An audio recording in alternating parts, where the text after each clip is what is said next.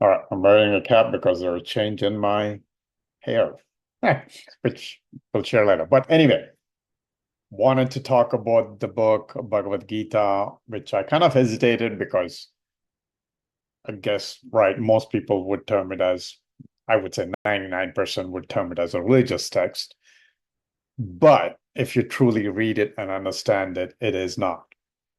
I mean, not much of a, there's instances where it kind of goes into the traditional Sanatana Dharma or Hindu religion, as it's called worldwide. But more I have developed into it, like Bible. Technically, although born into Hindu, I read more of the Bible than the Gita, right? Because just Gita, I was hearing about it, you hear it in temples or whatever. But truly hearing it, the actual words and the meaning behind it is entirely different. Like the Bible, the meaning behind it is entirely different. And in this book, Swami Nikalananda especially quotes Bible a few times, not a lot, but few times, comparing what's said in the Bible to what's said in the Bhagavad Gita, right? Those who don't know, the Bhagavad Gita means the song of the song of the Lord, essentially.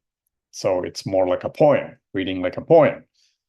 And it's, if people don't know, it's about, Krishna kind of giving the gist of God, spirituality, the way of living, and so on. So, and especially most of the book is about yoga, the yoga principles, karma yoga, jnana yoga, so on and so forth.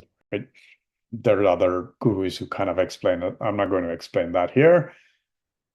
But the biggest thing, like comparison, I would say between if you are big Christian and Bible reader, one of the things that's mentioned in the Bible or the God says is, he's Alpha and the Omega.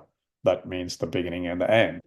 And here Krishna says similar, right? I'm the beginning, the middle, and the end, which technically, if you truly understand what's that being said everything is is essentially an illusion.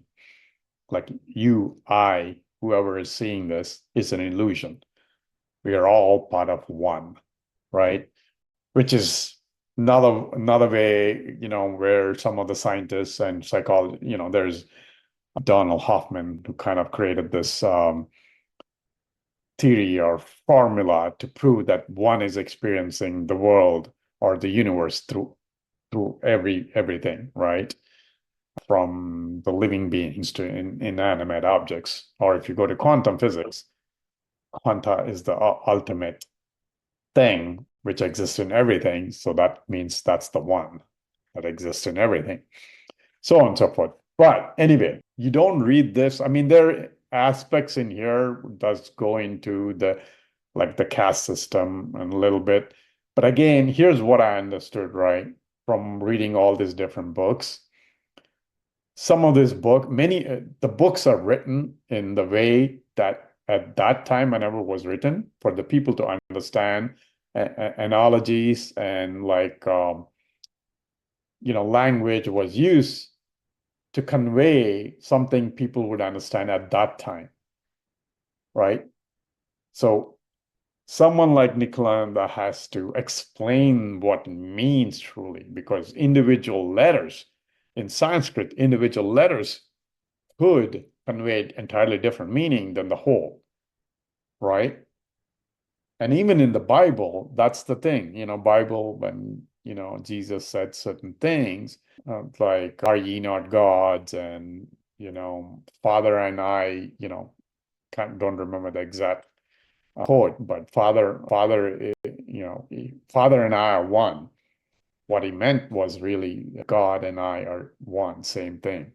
And that's what kind of Krishna explains to Arjuna. And also, one of the things I am truly getting to practice and still learning how to do it well is karma yoga, where he basically, one of the great things he explains to Arjuna in here is you are under the illusion that you are doing something for yourself, for your glory, but no, you're doing for something on the whole bigger purpose.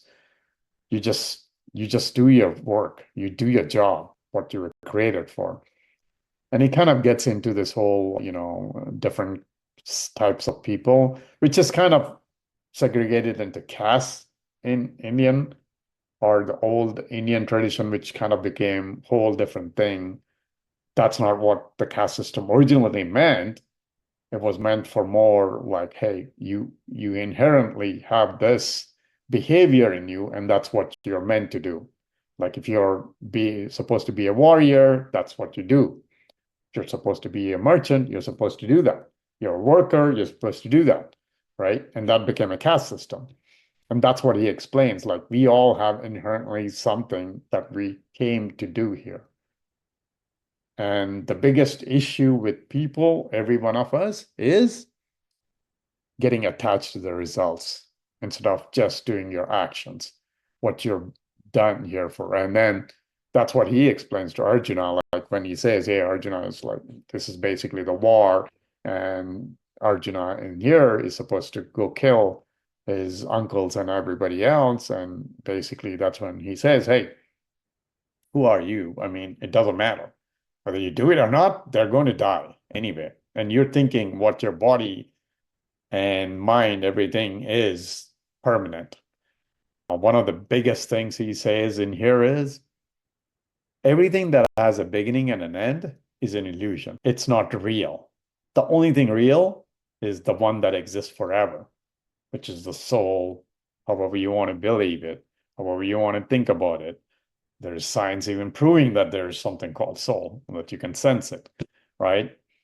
I used to be an atheist, so I've argued against all the religion, everything, God and everything. I kind of reversed my courses. I don't believe in individual religion and all that stuff, but spirituality is something that exists beyond us. That's something I strongly believe. That's why I like to read his books. But anyway, if you're curious like me, I would say read his version, because other versions might go too religious, maybe. His seems like stays very kind of mostly neutral, other than few little bit into Hindu context, I guess. But he also dwells into Bible, quotes the Bible, not too many places, but here and there, where he compares. Now, my next goal is I've read parts of Bible, I read maybe 50% of the Bible. Now I'm going to go back, read the whole Bible and interpretation, good interpretation, especially Paramahamsa Yogananda's interpretation of the Bible. At first, I kind of hesitated because it's like 1,500 pages or something like that. But now, hey, I'm going to read that, because that seems like where Jesus was, what Jesus was talking about, and the various stories in the Bible are really guidelines for human beings to help them to live their most, I guess, fulfilling life, or whatever they're meant to do, right?